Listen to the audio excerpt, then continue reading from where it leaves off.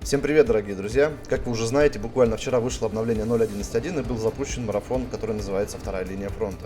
В этом видео я расскажу, что из себя представляет добавленная в игру с этим обновлением поддержка отряда из Испании Езапак с позывным Матадор. Прежде чем начну, я хочу сказать спасибо всем ребятам, которые поддерживают этот канал уже давно, и всем новым ребятам, которые подписались совсем недавно. Я ценю вашу поддержку, так как она мотивирует на создание новых видео. Ну и, конечно же, обращаюсь к тем, кто еще не подписан. Если данное видео оказалось для тебя полезным и информативным, подписывайся на канал, чтобы не пропустить новые видео и трансляции. Но если захочешь поддержать канал рублем, буду рад твоим донатам на стримах или спонсорской подписке. Ну что же, теперь вернемся к поддержке. Поехали!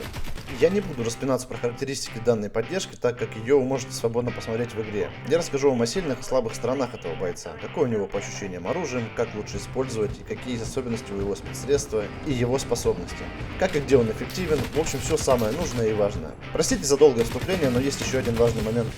Дорогие разработчики, комьюнити-менеджеры и другие представители 1С Games, хочу обратиться к вам. Неужели вы не видели, что из себя представляет данный противник, прежде чем выпустить его в игру? Он чудовищно силен во всех направлениях игры, будь то PvP, PvE или PvPvE.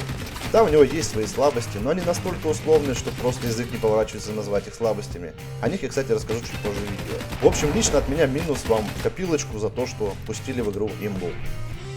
Итак, по поводу оружия Матадора. Так как оно имеет среднюю скорострельность 9 выстрелов в секунду, что аналогично пулемету Штерна, это чуть быстрее, чем у Алмаза, Сварога, Спутника, Кита, но чуть ниже, чем у Пророка, Бурбона, Бишопа и Хагана, то контроль отдачи несложный и приятный. Дуло уводит вертикально вверх с небольшим уклоном вправо, что предсказуемо и легко контролируется. Так что даже когда ваша способность на перезарядке, можно эффективно зажимать в голову. Эффективная дальность стрельбы без падения урона составляет 42 метра. Сейчас я перейду сначала к способности Матадора «Плотный огонь», потому что когда я буду говорить о спецсредстве, у вас было понимание, чем оно хорошо. Итак, «Плотный огонь».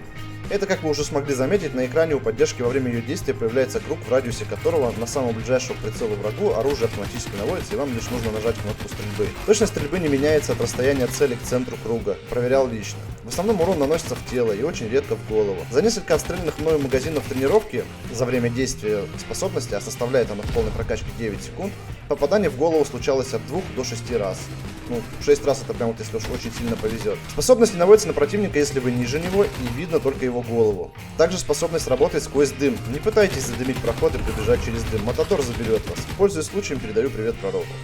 Теперь самое вкусное. Если вы используете способность, находясь на сошках, ваша точность вырастает очень сильно. Я стрелял по ботам в тренировке, в среднем около 500-600 урона я наносил по ботам без сошек. И где-то около 800 урона, чуть больше, когда на сошках. Это все примерные цифры. В общем, видно и невооруженным глазом, что цели, которые без сошек и стоят на расстоянии 40 плюс метров, забираются плохо и медленно, так как когда вы на сошках, забираются очень хорошо и быстро. Вот тут-то и вступает спецсредство Матадора. Вы сами вольны выбрать себе место, куда поставить укрытие, которое мало того, что закрывает вас от ракет и гранат.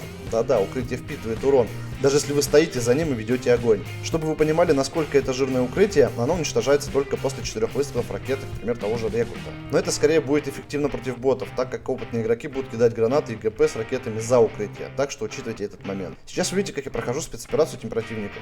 Проходил я ее в этот раз, это был самый первый раз, когда я пошел на нем в спецоперацию.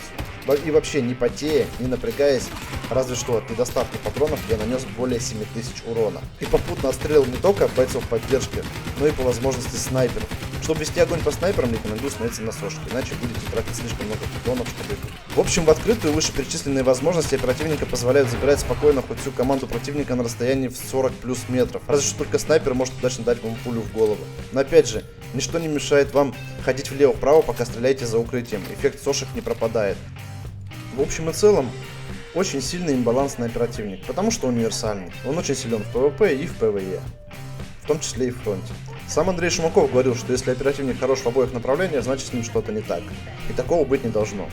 Надеюсь, я правильно помню его слова. Резюмирую про сильные стороны. Уничтожает всех и вся на сошках за собственным жирным укрытием по способности на расстоянии до 42 метров. Без падения урона. А так-то, если мансить, то можно и на большем расстоянии забрать цель. Кстати, небольшое отступление. Если вам попадается волк без Штерна, который может на текущий момент, по крайней мере, снять его замедление, которое ему добавили при использовании своей способности, кстати, упущение разрабов, которое скоро пофиксит, держу в курсе, так еще и Матадор свои 20% накидывает. Волк становится чуть ли не улит. Я не играл еще против киберкотлет на волках, чтобы сказать наверняка, кто кого перестреляет, но из тех волков, что я встречал, могу сказать точно, что под сошками вообще без шансов. А некоторых и без шошек убивал под обилкой. Все-таки у Матадора не просто нет отдачи, ему даже наводить прицел не надо.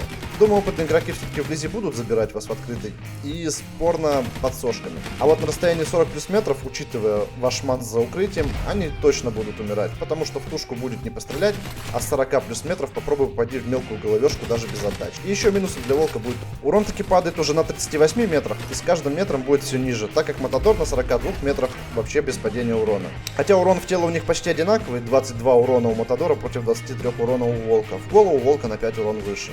В общем, волку надо быть очень скиллованным, чтобы наносить урон Матадору на таком расстоянии. А на Матадоре может сидеть вообще не умеющий стрелять игрок, которому просто надо нажать обилку и ходить влево-вправо. В общем, этот топпер на дистанции в открытую контрит волка очень сильный. Замедляет и уничтожает лично. По поводу слабости Матадора. Вблизи его можно убить большинством оперов, потому что в упор несложно накидывать ему в голову. Особенно быстро его убивают противники с дробовиками. Но если вы зазеваетесь, даже в упор Матадор под обилкой забирает очень быстро. Тут уже расчет на индивидуальную реакцию каждого игрока. Только в случае с Матадором еще и целиться не надо.